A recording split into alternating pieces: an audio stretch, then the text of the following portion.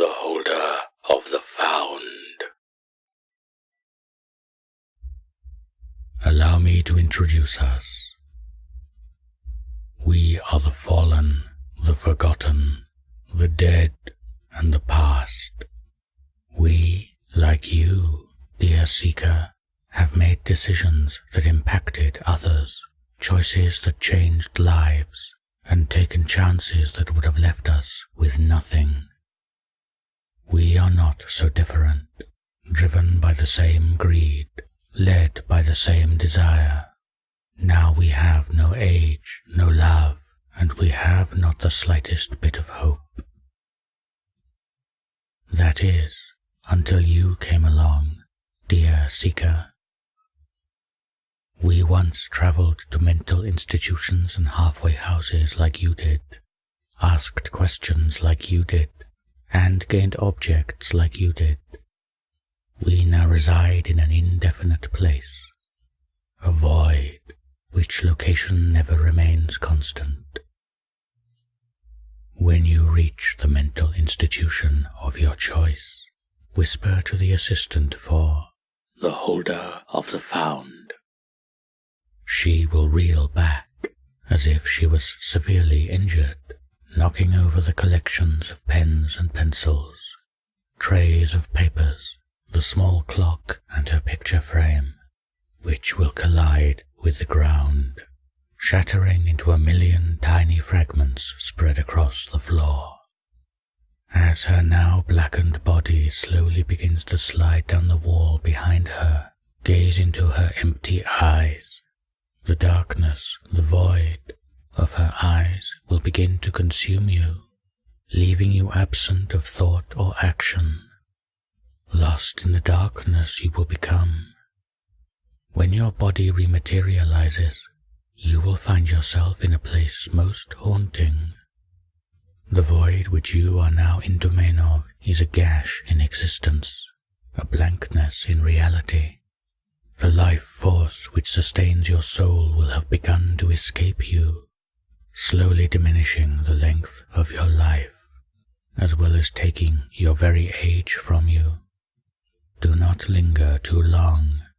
Close below you will be a sea of skeletons, desperately reaching to grab out for any life to merge with. Should your leg be grasped, your body will follow suit, drowning beneath a sea of bones, and your transformation will be complete, and you will have joined our ranks alongside the fallen. Should you avoid this untimely death, the dark sun above you will glow down a somber shade of red onto a section of the sea of skeletons.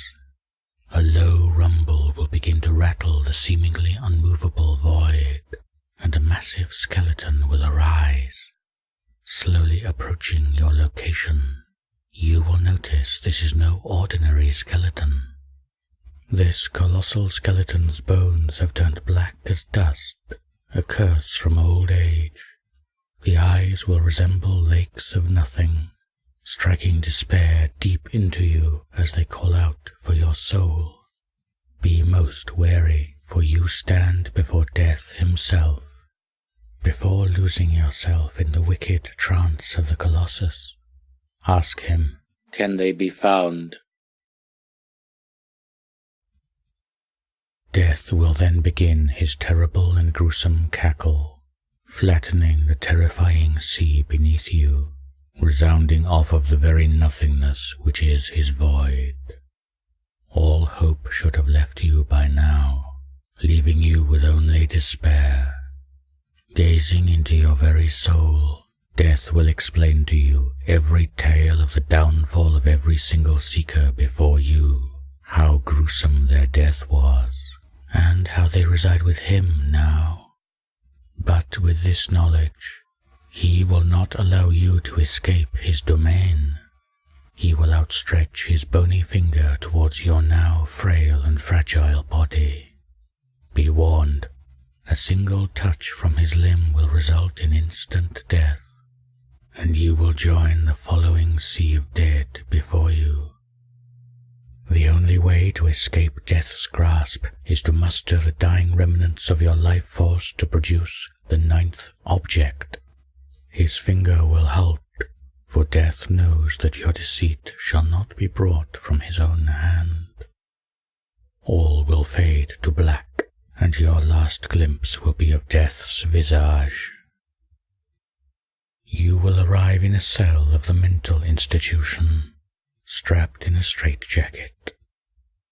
Beside you, a cracked, worn down, and blood-stained crystal ball.